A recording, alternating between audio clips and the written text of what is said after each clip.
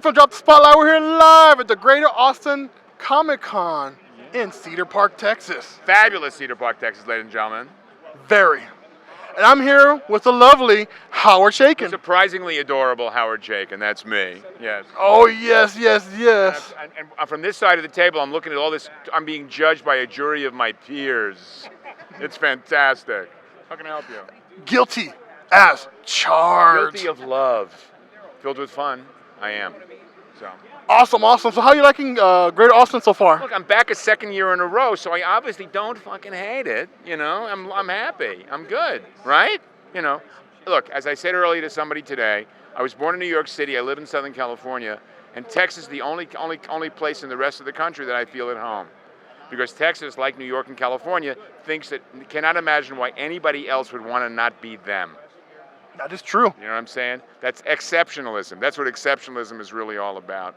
I have no idea why anybody wouldn't want to be me when they grew up, except younger, better looking, and taller. And a little bit of hair. Yeah, there is that. There is that. Don't judge me. It happens to the best of us. And would you consider yourself among the best? You are pushing your luck, Pally. Let me tell you. I had you know 25. who you're dealing with. Momo, tell him. I had 25 cents to mention that machine to add more life to it. 86. Oh my God, you are something else, aren't you? But please ask a question. I'll give Oh, you, man. of course, of course. The drop. What is it? Drop the spotlight. Drop the spotlight. Drop the spotlight. Tell me a little bit more of your work. Why? I hate self-promotion. It's shaming and embarrassing. Everybody should know who I am without my having to tell them. When someone asks me at a convention what I do, I say, none of your business. Go ask someone who you respect. If they tell you about who I am and you like what you hear, come back and talk to me. I'm a comic book artist and writer. I've been doing it for 48 years. The first 10 years of that career was working on junk that I'm ashamed of. The rest of it has been work of which I am deeply proud. I am not a guy who sells to the audience and tells the audience what it wants to know. I tell the audience what they should know, because I'm smarter than they are. And believe me, that's what being a member of the professional creative class means. I'm not a pandering, patronizing fool to a bunch of credulous, fatuous imbeciles. My audience is always being overestimated, and I expect them to come up to my level. I'm not coming down to theirs. All that funny shit got wiped away immediately, right? You see? Yeah, you see, that's the problem. I'm a complex man. I'm both comic and fun, self-deprecating, but also I know my shit. There you go. That's awesome. I thought so too. That is freaking awesome, man. You're moving that microphone. You know, I'm easily confused. So, what else you got, pal? Oh, of course, of course. What's one of your favorite creations that you have created?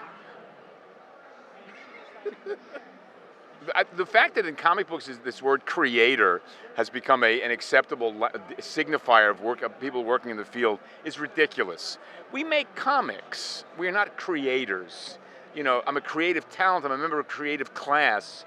But creator implies a certain higher powerness to it. And I'm an atheist, okay? So for me, the work that I've done of which I'm most proud is stuff like American Flag, Times Square, the revival of the Blackhawks, the revival of Shadow, Black Kiss, the first successful X-rated comic book. More recently, Hey Kids Comics, a book that's out now, which is a fictional history of the comic book business. In its most reductive, the madmen of the comic book business, okay? And I did a book called The Divided States of Hysteria that pissed off a huge swathe of extremely easily offended twits. Awesome. And last question for our fans. There's one more? Oh, yes, there's one more.